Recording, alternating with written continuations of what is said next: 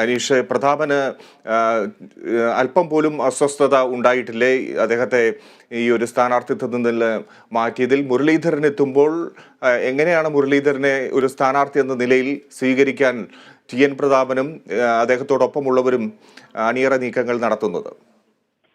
Fiji, ഏറ്റവും ഒടുവിൽ ഇപ്പോൾ നമുക്ക് തൃശ്ശൂരിൽ നൽകാൻ കഴിയുന്ന വിവരം ടി.എൻ. പ്രതാപൻ കെ മുരളീധരന് വേണ്ടി ചുവരെഴുതുന്നു എന്നതാണ്.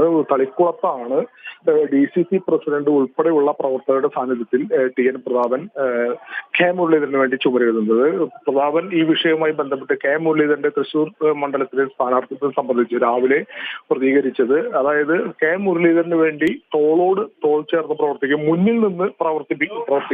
മാത്രമല്ല കെ മുരളീധരൻ തൃശ്ശൂരിൽ വലിയ ഭൂരിപക്ഷത്തിൽ വിജയിക്കുമെന്നാണ് ടി.എൻ. പ്രതാപൻ പറഞ്ഞത്. രണ്ടാം സ്ഥാനത്ത് LDF-ഉം BJP മൂന്നാം സ്ഥാനത്തേക്ക് പോകുമെന്ന് തന്നെയാണ് പറഞ്ഞത്. യാതൊരു തരത്തിലുള്ള വിഷമങ്ങളും അദ്ദേഹത്തിന്റെ ആ വാക്കുകളിൽ നിന്ന് നമുക്ക് ആർക്കും മനസ്സിലായില്ല.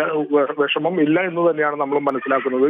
കാരണം അദ്ദേഹം പൂർണ്ണ മനസ്സോടെയാണ് കെ മുരളീധരന് വേണ്ടി പ്രവർത്തിക്കാൻ തയ്യാറായി നിൽക്കുന്നത്. ഇതിന്റെ ഭാഗമായിട്ട് തന്നെ ആയിരിക്കണം ഒരുപക്ഷെ ഇന്ന് ഔദ്യോഗിക പ്രഖ്യാപനം വരുന്നതിന് മുന്നേ തന്നെ അദ്ദേഹം കെ മുരളീധരന് വേണ്ടി ചുവരെഴുത്ത് ആരംഭിച്ചു. എന്തായാലും ഔദ്യോഗിക പ്രചരണ പരിപാടികൾക്ക് നാളെ തുടക്കമിടുമെന്നാണ് നമുക്ക് മനസ്സിലാക്കാൻ സാധിക്കുന്നത്. കെ മുരളീധരന് വേണ്ടി തൃശ്ശൂരിൽ നാളെ കെ മുരളീധരൻ റെയിൽവേ സ്റ്റേഷനിലെത്തും. ഇവിടെ വലിയ ഒരു സ്വീകരണമാണ് ഇത് കൊടുക്കാനായി ഇപ്പോൾ പദ്ധതിയിടുന്നത്. DCC നേതൃത്വം, അതുപോലെ കോൺഗ്രസ് നേതൃത്വം ഉൾപ്പെടെ UDF ഉൾപ്പെടെ പദ്ധതിയിടുന്നത്. മാത്രമല്ല ഈ സ്വീകരണത്തിന് ശേഷം വലിയ ജനപങ്കാളിത്തത്തോടെ, വലിയ പാർട്ടി പ്രവർത്തകരുടെ പങ്കാളിത്തത്തോടെ വലിയ തരത്തിലുള്ള ഒരു റോഡ് ഷോയും തൃശ്ശൂർ നഗരത്തിൽ സജ്ജമാക്കാനുള്ള തയ്യാറെടുപ്പിലാണ് കോൺഗ്രസ് നേതൃത്വം. എന്തായാലും ഇപ്പോൾ കെ മുരളീധരന് വേണ്ടി ഔദ്യോഗിക പ്രചരണ പരിപാടികൾക്ക് ഇപ്പോൾ തുടക്കം കുറിച്ചു എന്ന് വേണം നമുക്ക് ഈ ചുവരത്തിലൂടെ തന്നെ മനസ്സിലാക്കാൻ. എന്തായാലും 150-ൽ പരം ഇടങ്ങളിൽ വിവിധ ജില്ലയിലെ മണ്ഡലത്തിലെ വിവിധ ഇടങ്ങളിൽ ടി.എൻ. പ്രതാപന് വേണ്ടി നേരത്തെ ചുവരുകൾ എഴുതിയിരുന്നു. ഇതെല്ലാം മാറ്റി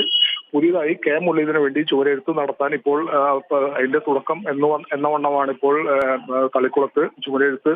മാത്രമല്ല 3 ലക്ഷത്തോളം പോസ്റ്ററുകളും അടിച്ചു കഴിഞ്ഞു ടി.എൻ. പ്രതാപന്. ഇതെല്ലാം പല സ്ഥലങ്ങളിലും ഒട്ടിച്ചിട്ടുണ്ട്. ഇതെല്ലാം മാറ്റി പുതിയ പോസ്റ്ററുകൾ ഒട്ടിക്കും.